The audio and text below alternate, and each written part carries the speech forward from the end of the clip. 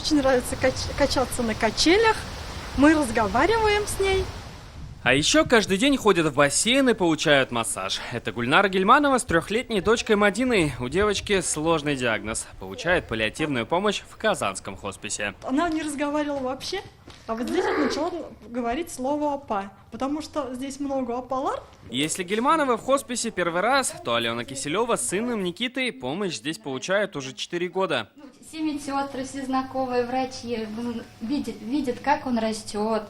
Как это очень приятно, прям теплое общение такое, дружелюбное общение. Как сделать паллиативную помощь еще доступнее? Сегодня обсуждают на общественном совете партийного проекта «Здоровое будущее». Сейчас она нужна 6 тысячам татарстанцев. Это и лекарства, и уход, и койки в хосписах, и специальные кабинеты.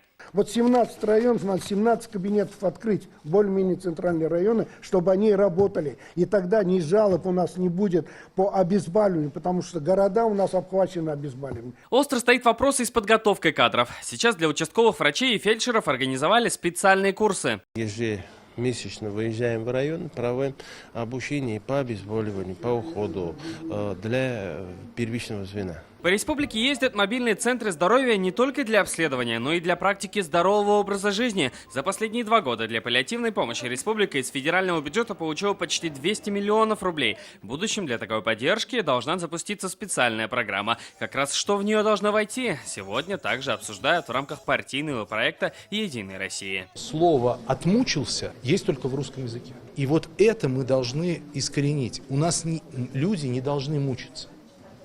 У нас люди в любом состоянии должны быть избавлены от боли. Внимание этому уделяется на государственном уровне. На последней прямой линии Владимир Путин озвучил новость, как вырастет финансирование для онкологии. Мы в 2 раза увеличили финансирование закупок препаратов по онкологии. Ну вот, скажем, для химиотерапии 80 миллиардов было, сейчас 150. Все усилия «Единой России» для реализации нацпроекта «Здоровье». Его задача – качественная и доступная медпомощь, мотивация здорового образа жизни, поддержка медработников и решение проблем с лекарствами. В итоге главная цель – повышение качества и продолжительности жизни. Салават Ахмадуллин, Амазеддинов, ТНВ, Казань.